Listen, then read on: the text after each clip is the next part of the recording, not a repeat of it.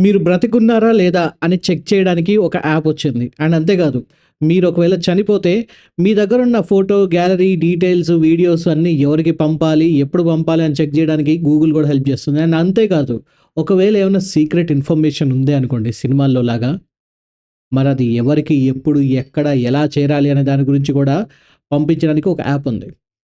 ప్రస్తుతానికి చైనాలో ఈ యాప్ అనేది ఒక్క ఊపుతుంది. ఆర్ యూ డెడ్ అని చెప్పే ఈ యాప్ అందరినీ ఒక ఇంత ఆలోచనకి గురి చేస్తుందన్నమాట. నమస్తే, మీరు చూస్తున్న స్క్వేర్ టాక్స్. నేను పవన్ కృష్ణ. ప్రతిసారిలాగా ఇవాళ కూడా మీకోసం ఒక ఇంట్రెస్టింగ్ సబ్జెక్ట్ని తీసుకొని వచ్చాను. ప్రస్తుతానికి నేను చెప్పినట్టుగా చైనాలో ఈ యాప్ అనేది మొత్తం ఊపుతుంది. ఆ యాప్ పేరే ఆర్ యూ డెడ్.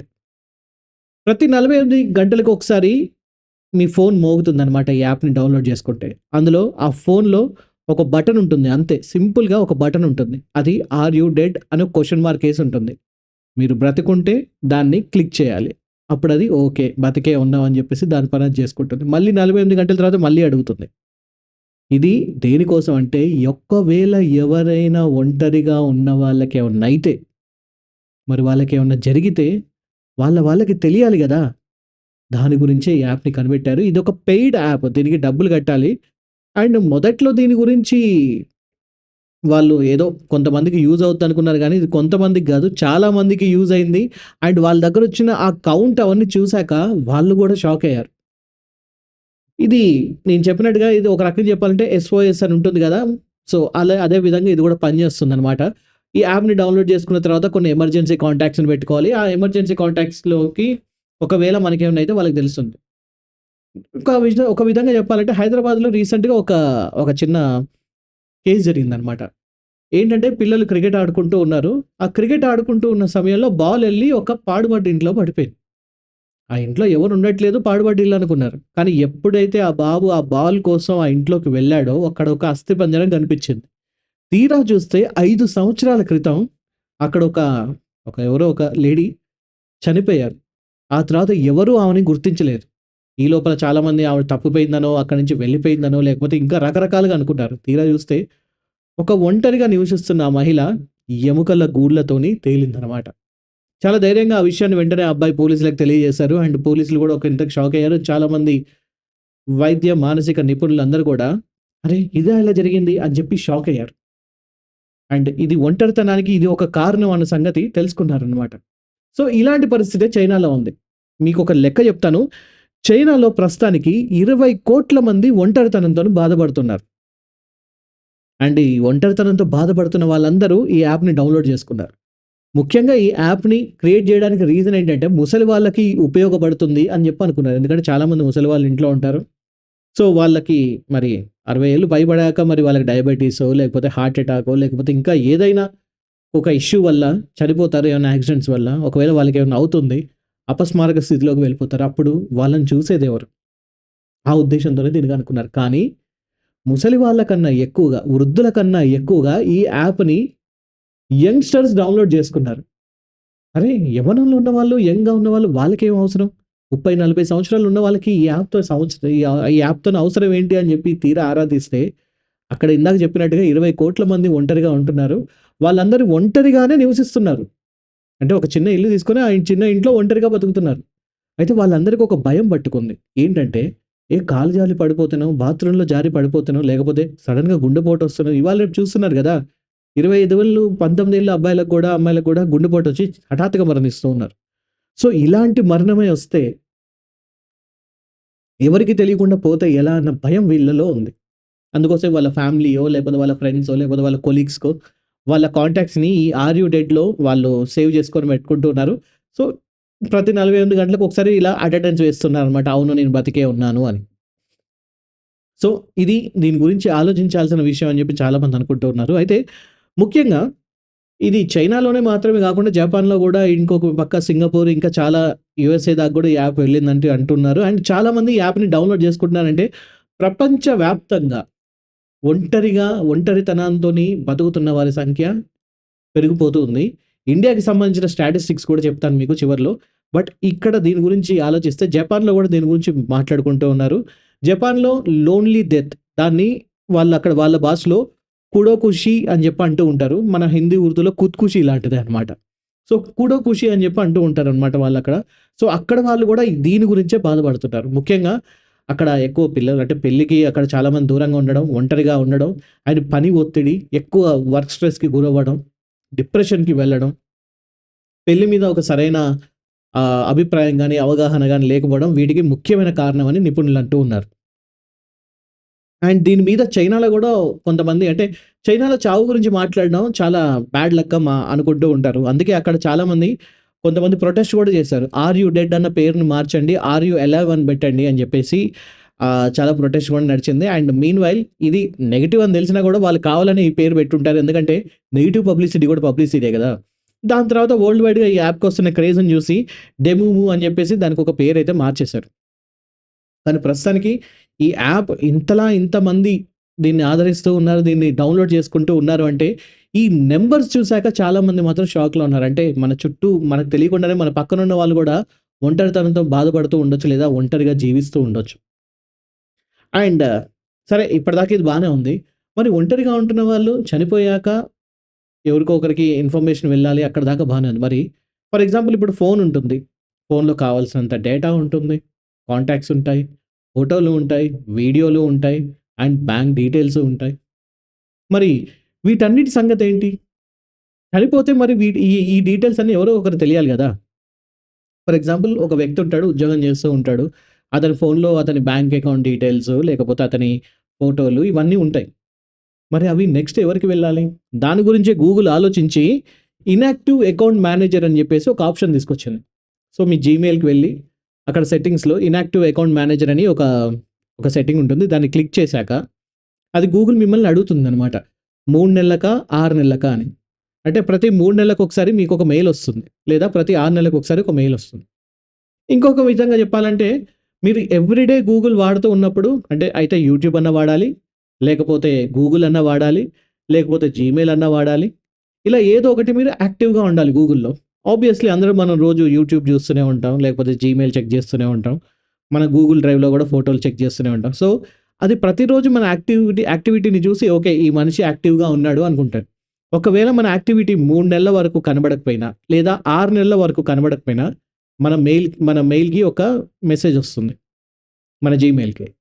ఆ మెయిల్‌ని ఓపెన్ చేసి నేను బాగానే ఉన్నాను అని మనం అక్కడ క్లిక్ చేయాలి. ఒకవేళ ఆ మెయిల్‌కి గనక మనం రిప్లై ఇవ్వకపోతే గూగుల్ ఏం అర్థం చేసుకుంటదంటే, ఓకే. ఈ మనిషి ఇక లేడు. లేదా ఏమైనా ప్రమాదానికి గురై ఉండొచ్చు. లేదా చనిపోయి ఉండొచ్చు. సో, ఇటువంటి పరిస్థితుల్లో గూగుల్ ఏం చేస్తుందంటే, మనం ఆల్రెడీ ఎవరినైతే నామినీ పెడతామో అందులో, వాళ్ళకి ఆ డీటెయిల్స్ అన్నిటిని గూగుల్ పంపించేస్తుందనమాట. అంటే ఒక రకంగా చెప్పాలంటే డిజిటల్ వీలునామా. నార్మల్ వీలునామా ఏంటి? పలానా వ్యక్తి చనిపోతే అతని ఆస్తి మొత్తం పలానా వాళ్ళకి చెందాలి అని చెప్పి వీలునామా రాస్తాడు. ఇది గూగుల్‌లో డిజిటల్ వీలునామా అనమాట. అంటే నా దగ్గరున్న అకౌంట్ డీటెయిల్స్, ఫోటోస్ ఇవన్నీ గూడా పలానా వ్యక్తికి పంపియాలి అని జెప్పేసి. అంటే ముందస్తుగా ఆలోచిస్తున్నారు చాలామందిక్కడ.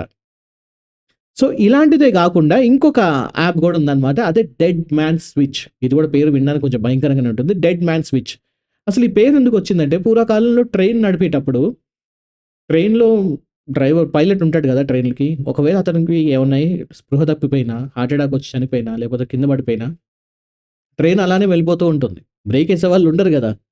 సో, అలాంటి పరిస్థితుల్లో అక్కడేంటంటే ఒక లివర్ పెట్టేవాళ్ళు. సో, ఆ లివర్‌ని ఎప్పటికి పట్టుకొనే ఉండాలి ఆ ట్రైన్ డ్రైవర్ లేదా పైలట్. ఒకవేళ అనుకోకుండా ఆ లివర్‌ని వదిలేస్తే ట్రైన్ అక్కడితో ఆగిపోతుంది. అందుకే దాన్ని డెడ్ మ్యాన్ స్విచ్ అని చెప్పి అనేవాళ్ళనమాట. సో, దాన్నే ఇప్పుడు పెట్టారు చాలామంది జర్నలిస్టులు గాని, లేకపోతే చాలామంది సీక్రెట్స్ మెయింటైన్ చేసే డిటెక్టివ్‌లు గాని, లేకపోతే ఇంకొంతమంది పోలీస్‌లు గాని, లేకపోతే ఇంకా మీకు తెలుసు గదా! ఇలాంటి మెయింటైన్ చేసేవాళ్ళు ఎవరైతే ఉంటారో జేమ్స్ బాండ్ టైప్. సో, వాళ్ళందరి దగ్గర ఇలాంటి ఒక డెడ్ మ్యాన్ స్విచ్ అని ఒక యాప్ ఉంటుంది. లేదా ఒక మెయిల్ ఉంటుంది. సో, అది ప్రతిసారి ఒక మెయిల్ పంపిస్తూ ఉంటుంది. దానికి వీళ్ళు వెంటనే అటెండెన్స్ వేసుకుంటూ ఉండాలి. ఎప్పుడైతే ఒక 2 వారాల పాటు దీనికి అటెండెన్స్ రాలేదో, అప్పుడు దానికి అర్థమైపోతుంది. ఓకే. ఈ పర్సన్ ఇక్కడ లేడు అని. సో, వెంటనే ఆ సీక్రెట్స్ అన్నీ గూడా ఎవరికైతే మనం ఆల్రెడీ మెయిల్ రాసి పెట్టుకుంటామో వాళ్ళకి ఆ మెయిల్‌ని పంపిస్తుంది. సో, డెడ్ మ్యాన్ స్విచ్‌ని డౌన్‌లోడ్ చేసుకున్న వెంటనే దాంట్లో కొన్ని మెయిల్స్ రాసుకొని పెట్టుకోవాలనమాట. అంటే ఈ మెసేజ్ నీకొచ్చిందంటే ఇప్పుడు లేను. కాబట్టి వీటిని ఫర్దర్‌గా నువ్వే ముందుకు తీసుకెళ్ళాలి. అందులో బ్యాంక్ అకౌంట్ డీటెయిల్స్ ఉండొచ్చు. లేదా లా లే యూ నో లైక్ ప్రాపర్టీ లావాదేవీలకు సంబంధించిన డీటెయిల్స్ ఉండొచ్చు. లేదా కొన్ని సీక్రెట్ ఇన్ఫర్మేషన్ ఉండొచ్చు. కొన్ని సెన్సిటివ్ ఇన్ఫర్మేషన్ ఉండొచ్చు. ఒక రకంగా చెప్పాలంటే సినిమాలలో ఎవరో ఒక జర్నలిస్ట్ సడన్‌గా చనిపోతాడు. దాని తర్వాత అతనికి సంబంధించిన ఒక సీక్రెట్ వీడియో అనేది హీరోకి దొరుకుతుంది చూసారా? ఇది ఇలానే అన్నమాట. సో, ఇలాంటి యాప్స్ చాలా వచ్చాయి. అండ్ చాలామంది దీని గురించి ఆలోచించి దగ్గర పెట్టుకుంటూ ఉన్నారనమాట. అంటే ఎప్పుడు ఎవరికి ఏం జరుగుతుందో తెలీదు గదా! ఇక్కడే ఇంకొక సీరియస్ విషయం ఆలోచించాలి. ప్రపంచవ్యాప్తంగానే గాదు, మన భారతదేశంలో గూడా ఒంటరితనంతోని సతమతమవుతూ నలిగిపోతున్న వాళ్ళు చాలామందున్నారు. ఇందులో ముఖ్యంగా యువత గూడా ఉన్నారు. మన మెట్రోపాలిటన్ సిటీస్‌లోనే తీసుకుంటే దగ్గర దగ్గర 60% పైగా యంగ్‌స్టర్స్ తాము ఒంటరితనంతో బాధపడుతున్నామని జెప్పేసి ఆహ్, రెడ్ ల్యాబ్ అనే ఒక సర్వేకి చెప్పడం జరిగింది. సో, రెడ్ ల్యాబ్ అనే ఒక సర్వేలో మొత్తానికి 60% మంది మెట్రోపాలిటన్‌లో ఉన్న మన ఇండియన్స్ ఒంటరితనంతోని బాధపడుతున్నారట. అండ్ అంతే గాకుండా ఐపీఎస్ఓఎస్ అని ఒక సర్వే వచ్చింది. ఈ ఐపీఎస్ఓఎస్ సర్వే ప్రకారం 43% మంది అర్బన్ ఇండియన్స్ ఒంటరిగా ఉంటున్నారట వాళ్ళు. అంటే వాళ్ళు పెళ్లి కాకుండా ఒంటరిగా ఉండుండొచ్చు. లేకపోతే ఉద్యోగరీత్యా ఒంటరిగా ఉండొచ్చు. లేకపోతే కొన్ని పెళ్లి వ్యవహారం, పెళ్లి బెడిసి కొట్టడం వల్ల గూడా ఒంటరిగా ఉంటూ ఉండొచ్చు. ఇలా ఒంటరిగా ఉండే వాళ్ళ సంఖ్య అనేది పెరుగుతూ ఉంది. 43% మంది. అండ్ ఈ యంగ్‌స్టర్స్‌ని పక్కన పెడితే వృద్ధుల పరిస్థితి గూడా చాలా దారుణంగా ఉంది. 2011కు సంబంధించిన స్టాటిస్టిక్స్ చెప్తున్నాను. రీసెంట్‌గా ఇంకా రాలేదు. కానీ 2011 నుంచి ఇప్పటికి మీకు తెలుసు. దశాబ్ద కాలంకి పైగానే దాటిపోయింది. మరి ఇప్పుడున్న డేటా ఎలా ఉందో తెలీదు గానీ 2011 డేటా మాత్రం 57,00,000 మంది వృద్ధులు 60 ఏళ్లకు పైబడిన 57,00,000 మంది వృద్ధులు ఒంటరిగా ఉంటున్నారట. అండ్ వాళ్ళు ఒంటరితనంతోని ఇప్పటికీ బాధపడుతూ ఉన్నారట. అండ్ వీళ్ళు ఒంటరితనంతోని బాధపడడం ఎంత డేంజరస్ అంటే, ఒక్క రోజుకి 25 సిగరెట్లు తాగితే ఎంత డేంజరో ఒంటరితనం అంత డేంజర్ అట. అండ్ అది డిప్రెషన్‌కి కారణం అవుతుంది. అండ్ అంతే కాకుండా డిమ్నేషియా అంటే మతిమరుపుకి కూడా కారణం అవుతుందట. అందుకే చాలామంది ముసలి వాళ్ళకి, వృద్ధులకి ఎక్కువగా ఒంటరితనం అంటే ఎక్కువగా మతిమరుపు రావడానికి రీజన్ ఏంటంటే వాళ్ళు ఒంటరితనంతోనే జీవిస్తూ ఉన్నారు. అంతకుముందున్న ఫ్యామిలీ గానివ్వండి, అంతకుముందున్న తన పార్ట్నర్ గానివ్వండి, తన వైఫ్ ఆర్ హస్బెండ్ ఎవరైతే ఉంటారో వాళ్ళు లేకపోయేసరికి అందరూ వదిలేసి వెళ్ళిపోయేసరికి వాళ్ళు ఇలాంటి పరిస్థితుల్లో ఉన్నారు అని చెప్పి బాధపడుతూ ఉన్నారు. అండ్ అంతేకాకుండా రీసెంట్‌గా వచ్చిన ఇంగా ఏజ్ వెల్ ఫౌండేషన్ అనే వాళ్ళ ఒక ఒక రిపోర్ట్ ప్రకారం గూడా ప్రస్తుతం భారతదేశంలో నలుగురు వృద్ధుల్లో ఒకరు ఒంటరిగానే జీవిస్తూ ఉన్నారట. అంటే అర్థం చేసుకోండి, మన చుట్టూ ఒక నలుగురు వృద్ధులు కనబడితే అందులో ఒకరు ఒంటరిగానే ఉంటున్నారు. అండ్ వాళ్ళందరూ గూడా ఈ ఒంటరితనం వల్ల జీవితంలో చాలా కోల్పోతూ ఉన్నారు. ఒంటరితనం అనేది చాలా నరకం. అది ఒంటరితనం అనుభవించిన వాళ్ళందరికీ తెలుసు ఆ విషయం ఎలా ఉంటుందనేది. అండ్ ప్రస్తుతం మన భారతదేశంలో ఇంకొక పరిస్థితి గూడా వచ్చేసింది. అదేంటంటే ఇంతకుముందు మన జాయింట్ ఫ్యామిలీస్ ఉండేటివి.